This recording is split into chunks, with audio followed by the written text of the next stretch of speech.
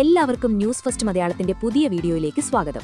Cricket ലോകത്തെ ഏറ്റവും പുതിയ വാർത്തകൾ ആദ്യമേ അറിയാൻ ഈ ചാനൽ മറക്കാതെ സബ്സ്ക്രൈബ് ചെയ്യുക.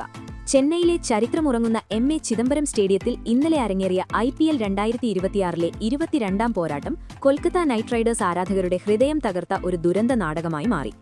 ആതിഥേയരായ ചെന്നൈ സൂപ്പർ കിങ്സ് കൊൽക്കത്തയെ അക്ഷരാർത്ഥത്തിൽ നാണം കെടുത്തിയിരിക്കുകയാണ്.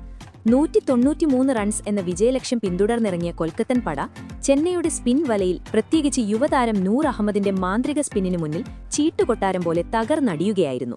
എന്നാൽ മത്സരശേഷം നടന്ന പോസ്റ്റ് മാച്ച് പ്രസന്റേഷനിൽ കൊൽക്കത്ത നായകൻ അജിങ്ക്യ രഹാനെയുടെ മുഖത്ത് പരാജയത്തിന്റെ നിരാശയേക്കാളുപരി സ്വന്തം ടീമിന്റെ പ്രകടനത്തോടുള്ള അടങ്ങാത്ത രോഷവും നിസ്സഹായതയുമാണ് അലയടിച്ചത്.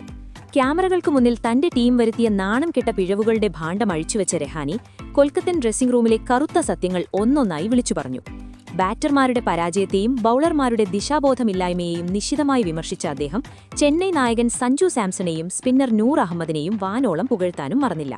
എന്നാൽ കൊൽക്കത്തയുടെ വിശ്വസ്ത ഫിനിഷർ റിങ്കു സിംഗിനെതിരെ അദ്ദേഹം നടത്തിയ സ്ഫോടനാത്മകമായ വെളിപ്പെടുത്തലുകൾ ഇപ്പോൾ സോഷ്യൽ മീഡിയയിൽ കൊടുങ്കാറ്റായി മാറിയിരിക്കുകയാണ്. ചെപ്പോക്കിലെ ഗാലറികളിൽ കൊൽക്കത്തയുടെ പരാജയം ഉറപ്പായ നിമിഷം തളം കെട്ടിനിന്ന നിശബ്ദത അവരുടെ ആത്മാവിനെ തന്നെ ഉലയ്ക്കുന്നതായിരുന്നു. മൈക്രോഫോണിന് മുന്നിലെത്തിയ രഹാനെയുടെ വാക്കുകളിൽ ഒരു പരാജിതനായ നായകന്റെ ഉള്ളിലെരിയുന്ന അഗ്നിജ്വാല വ്യക്തമായിരുന്നു.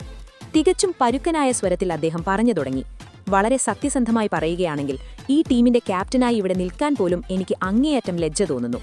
193 റൺസ് എന്ന വെല്ലുവിളി നിറഞ്ഞതെങ്കിലും എത്തിപ്പിടിക്കാവുന്ന ലക്ഷ്യത്തിനു മുന്നിൽ Finn Allen, Sunil Narine, Cameron Green തുടങ്ങിയ ലോകോത്തര താരങ്ങളുണ്ടായിട്ടും മൈതാനത്ത് കണ്ടത് തികച്ചും അപമാനകരമായ കാഴ്ചകളായിരുന്നു. പവർ പ്ലേയിൽ ആക്രമിച്ചു കളിക്കാൻ പദ്ധതിയിട്ടിട്ടും ബാറ്റർമാർ തങ്ങളുടെ വിക്കറ്റുകൾ എതിരാളികൾക്ക് അനായാസം സമ്മാനിക്കുകയാണുണ്ടായത്. 17 പന്തിൽ 24 റൺസ് എടുത്ത നരേൻ നേരിയ പ്രതീക്ഷ നൽകിയെങ്കിലും പിന്നീട് പവലിയനിലേക്ക് മടങ്ങാൻ താരങ്ങൾ തമ്മിൽ തിടുക്കമായിരുന്നു.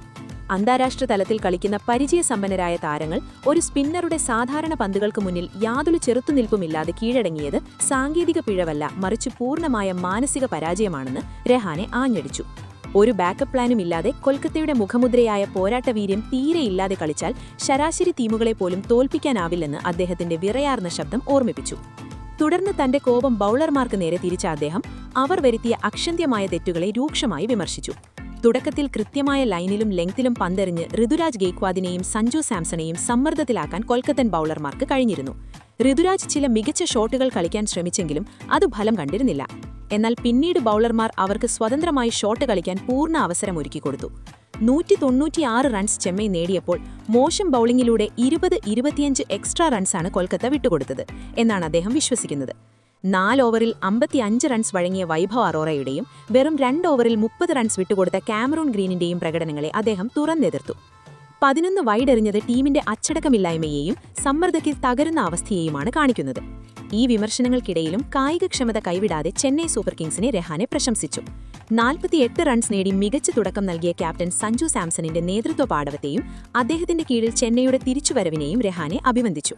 എന്നാൽ മത്സരത്തിന്റെ ഗതി മാറ്റിയത് വെറും 15 റൺസ് വിട്ടുകൊടുത്ത് 3 നിർണായക വിക്കറ്റുകൾ വീഴ്ത്തിയ നൂർ അഹമ്മദായിരുന്നു. എന്നാൽ രഹാനെയുടെ വാക്കുകളിലെ ഏറ്റവും വലിയ പൊട്ടിത്തെറിയുണ്ടായത് പ്രിയ താരം റിങ്കു സിംഗിനെക്കുറിച്ചുള്ള പരാമർശത്തിലാണ്. ആരാധകർ വലിയ പ്രതീക്ഷയോടെ കാത്തിരുന്ന റിങ്കു വെറും 6 റൺസ് എടുത്ത് പുറത്തായതിനെ ടീമിനോടുള്ള വഞ്ചനയായാണ് രഹാനെ വിശേഷിപ്പിച്ചത്. ഓവറിൽ 12-13 റൺസ് വേണ്ടിയിരുന്ന നിർണായക ഘട്ടത്തിൽ നൂർ അഹമ്മദിന്റെ അപകടകരമായ പന്തുകൾക്ക് മുന്നിൽ യാതൊരു ഉത്തരവാദിത്വവുമില്ലാതെ ഷോട്ട് കളിച്ചത് ഒരു പരിചയസമ്പന്നനായ താരത്തിന് ചേർന്നതല്ല. പഴയ പ്രകടനങ്ങളുടെ മാത്രം പിൻബലത്തിൽ ടീമിൽ തുടരാനാവില്ലെന്നും പ്രതിസന്ധി ഘട്ടത്തിൽ ഉത്തരവാദിത്തം ഏറ്റെടുത്തില്ലെങ്കിൽ ഫിനിഷർ എന്ന് വിളിക്കപ്പെടാൻ യോഗ്യനല്ലെന്നും അദ്ദേഹം ആഞ്ഞടിച്ചു.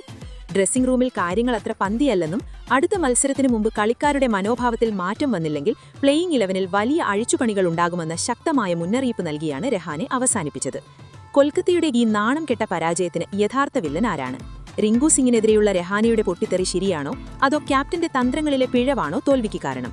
നിങ്ങളുടെ വിലയേറിയ അഭിപ്രായങ്ങൾ രഹാനെ അംഗ്രി അല്ലെങ്കിൽ റിങ്കു ഔട്ട് എന്ന് താഴെ കമന്റ് ബോക്സിൽ രേഖപ്പെടുത്തുക.